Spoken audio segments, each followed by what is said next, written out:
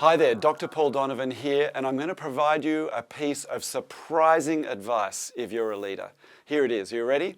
If you're a leader, it's helpful if you feel powerful.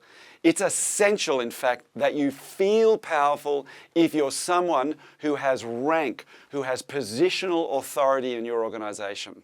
Now, I know that sounds counterintuitive. I know it sounds different to what many of you may have been told, but here's why it's essential advice. And it's because that if leaders, that is those who have positional power, have experiences where they don't feel powerful, that is where they're feeling frustrated or hopeless or disempowered or stuck or trapped, it's in those cases that those leaders then end up, out of their frustration, reacting.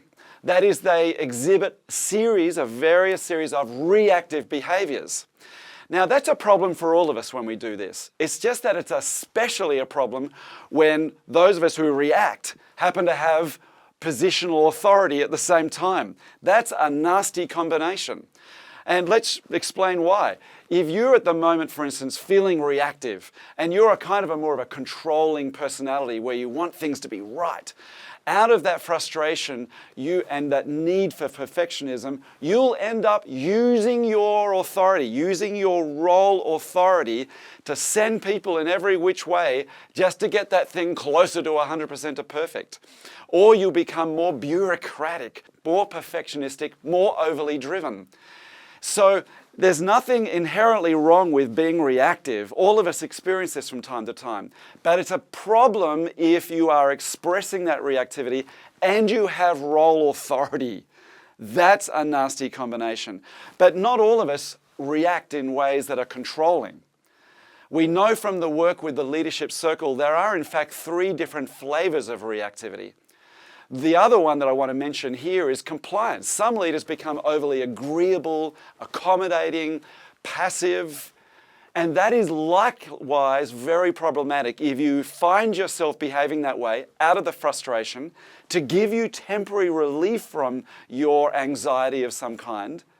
But doing that, if you're the person who has rank, has problematic and far-reaching implications on the teams you lead and those around you. It's a problem if leaders do not set direction. It's a problem if leaders become too passive. It's a problem if leaders become overly accommodating. They can't set standards and then other people in the teams get frustrated with them. So the third reactive pattern is becoming protective, and that's where any of us who become reactive get distant, aloof, superior, intellectual. It's one of my favorites personally.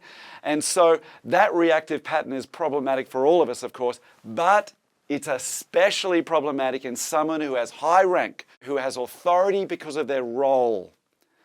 And because that reactive pattern then has far more widespread and far-reaching implications on those around them than if it's someone who doesn't have that role authority.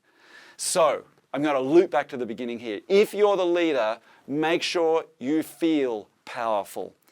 So here's the secret. Don't feel powerful just because you have the role authority. That's not a very portable kind of feeling of power, and your role authority will be not as transportable into all contexts. Feel powerful because you know you are someone who has overcome obstacles in the past. Feel powerful because you know you are destined and you have a purpose.